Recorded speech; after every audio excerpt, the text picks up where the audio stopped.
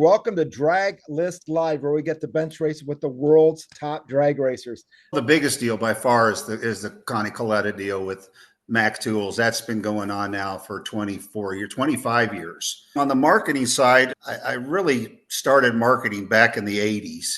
Didn't know what I was doing, but I met some very interesting people that guided me, and I listened to what they said, and I implemented what they said. When I put together the MGM Grand Deal, Connie called me up on the phone, basically said, Doug, been racing for 30, 40 years, whatever it had been. Never had a marketing partner, never had a sponsor. Why don't you go out and try to get me one? We were friends. And so I said, you know what, let me give it a shot.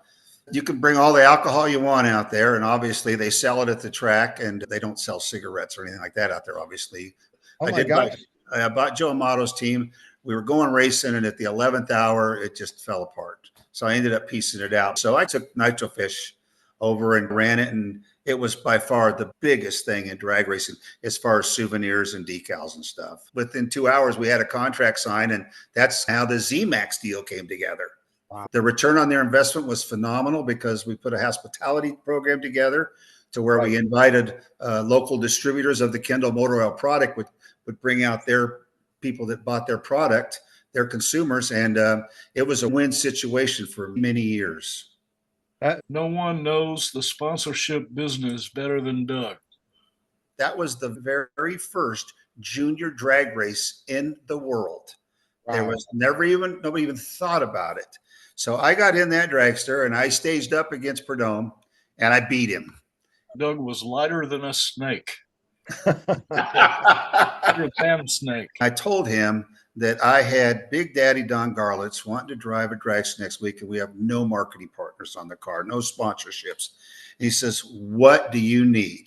By far, I think it's to this date the single biggest drag race ever between Don and Shirley in qualifying. The grandstands were full. It was 200 deep on the starting line.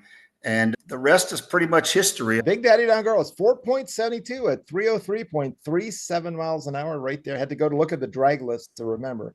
Yep. But fantastic story. And at Mama, we did it. We ran 300, and he was crying. It's not rocket science. You just got to have the gumption to put something together and contact those people. Doug Davenport has a rare and valuable gift.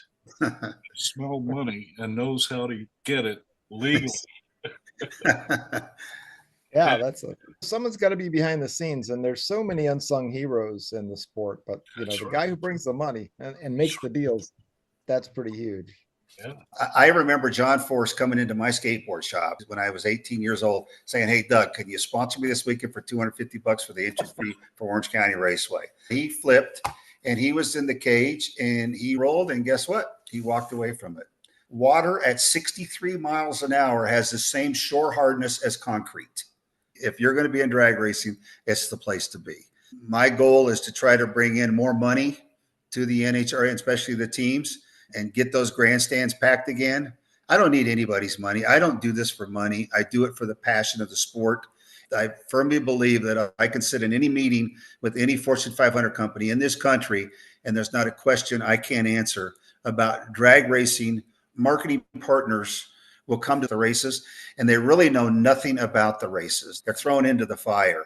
It's all about keeping people happy, especially when you're doing hospitality. You got to make those people feel important. They're not standing outside the rope.